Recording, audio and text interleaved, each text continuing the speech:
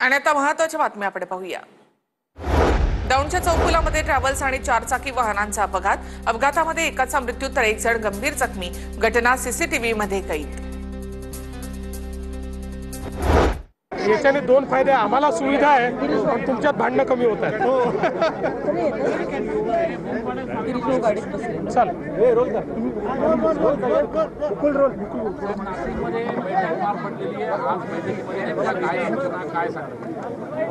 आमचे अध्यक्ष श्री रवी चव्हाण यांनी पुढे येऊ घातलेल्या स्थानिक स्वराज्य संस्थांच्या निमित्ताने विभागशा बैठका घेतलेल्या आहेत।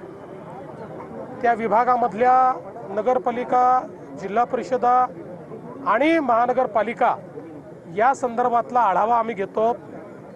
तिथली संघटनात्मक परिस्थिती, तिथली बूथची रचना, तिथल्या मागच्या निवडणुकीतली काय परिस्थिती होती, आता या निवडणुकीत काय परिस्थिती आहे, युती कशी करायची, युती कुठे कुठे होऊ शकते, अशा सगळ्या गोष्टींचा आढावा आणि एक प्रकारे पुढचं मार्गदर्शन करण्याचा आम्ही प्रयत्न करतो।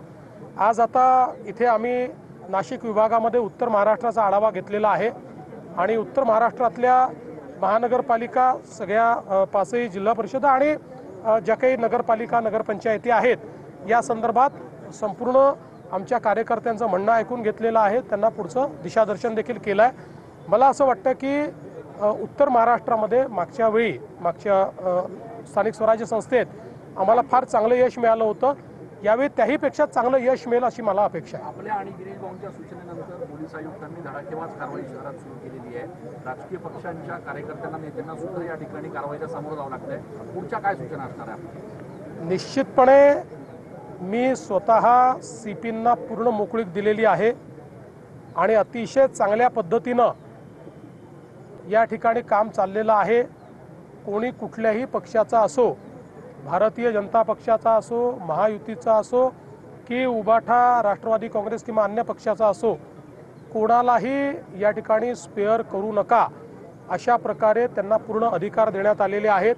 त्यामुळे मला असं वाटतं की ही जी काही गुन्हेगारी आहे आणि विशेषतः गुन्हेगारी करत असताना काही लोक त्याला जो राजाश्रय देण्याचा प्रयत्न करतात, वेगवेगळ्या पक्षात त्या ठिकाणी राजाश्रय देण्याचा प्रयत्न करतात, तर अशा सगळ्या गोष्टींना मोडून काढायचा आम्ही या ठिकाणी निर्णय घेतलेला आहे। आणि सगळ्यात महत्त्वाचं आहे की कोणाचा काही पास्ट असो, पण आता जर कोणी गुन्हेगारीमध्ये जात असेल किंवा गुन्हेगारीत आढळेल तर त्याला आम्ही सोडणार नाही।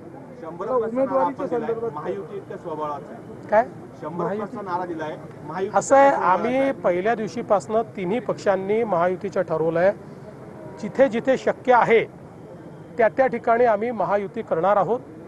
जिथे आम्ही कॉम्पिटिंग पक्ष आहोत, आमची तुल्यबळ पक्ष आहेत, त्या ठिकाणी आम्ही मैत्रीपूर्ण लढत करू। त्यामुळे आम्ही समजा युती केली तर युतीचे 100। पुण्याचा जो गुंडा आहे त्याला परवाना हा पोलिसांनी, आयुक्तांनी दिलेला नव्हता, मात्र ज्यांनी कोणी दिला असेल त्याच्यावर कारवाई गृहराज्यमंत्र्यांनी त्या पत्रावर सही आहे अशा पद्धतीचे आरोप होते। असं आहे की एक सुनावणी त्या संदर्भात गृहराज्यमंत्र्यांनी घेतली होती, पण हा परवाना दिलाच गेला नाही। पोलीस आयुक्तांनी त्या ठिकाणी वस्तुस्थिती लक्षात आणून दिली आणि त्यामुळे हा परवाना दिलेला नाही। परवाना दिला असता तर कदाचित मला असं वाटतं की अशा प्रकारचा आरोप हा योग्य होता, परंतु परवाना दिला गेलेला नाही। साहेब, कॉल सेंटरवर कारवाई केली आहे सीबीआयच्या माध्यमातून आणि त्यांनी अहवाल गृह विभागाला दिला अशी माहिती आहे। त्यामध्ये काही IPS अधिकारी गुंतले। अद्याप कुठलाही अहवाल सीबीआय कडनं राज्य सरकारकडे आलेला नाही। अशा प्रकारचा अहवाल आला तर त्याच्यावर कडक कारवाई केली जाईल। परवाना दिला असता तर आरोप योग्य होता असं फडणवीसांनी म्हटलेलं आहे। योगेश कदमांनी सुनावणी घेतली पण परवाना दिलाच गेला नाही असं फडणवीसांनी म्हटलं आहे।